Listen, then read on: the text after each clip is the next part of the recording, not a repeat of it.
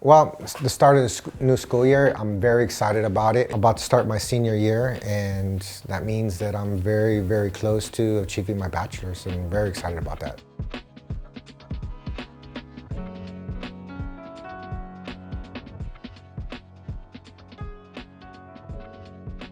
Out of the first cohort, I'm the only one that's out and the only one that's on campus.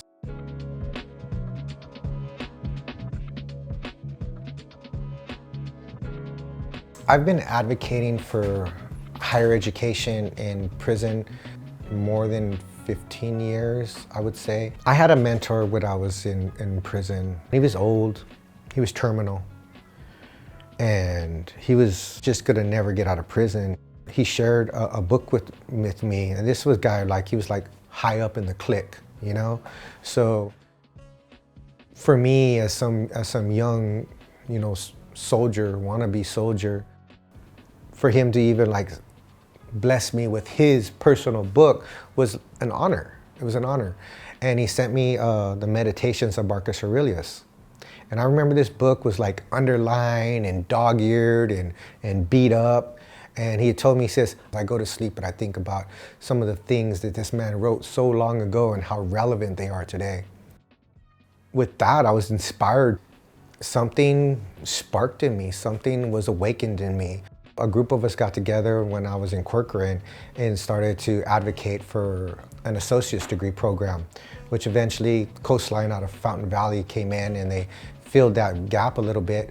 And there was just a couple of us, and we had no Pell Grant, so we had to pay for our books, we had to pay our own tuitions. I and a couple of other guys started organizing people that were serious about their education, and that we would book share. So we would all sign up for maybe say 3 courses. So what we would do is that the one time a day that they would let us out for say shower or whatever, take the book and pass it to the next person, and each one of us would rotate a book. So you would have that day to work on that course, and then the next day you swapped your books.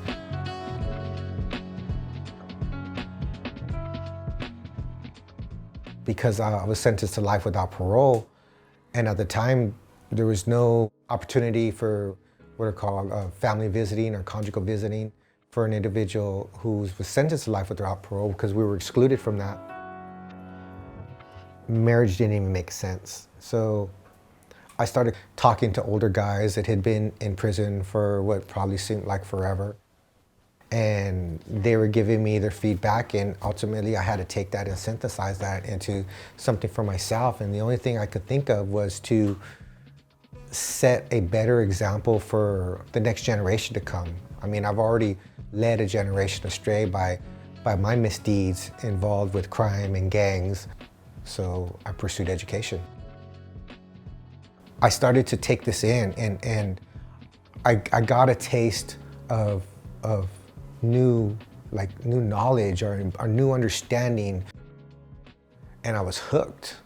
I was hooked like if it was a drug on education and learning new things.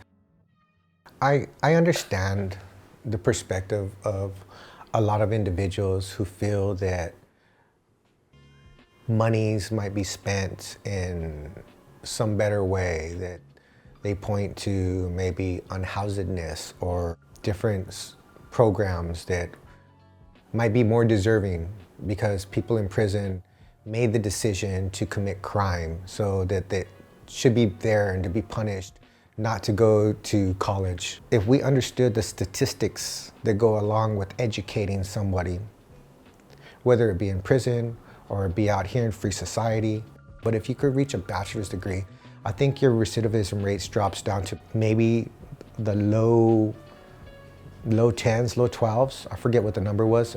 But then if you take them on to postgraduate work and they earn a master's or a PhD, recidivism rate becomes less than a percentile.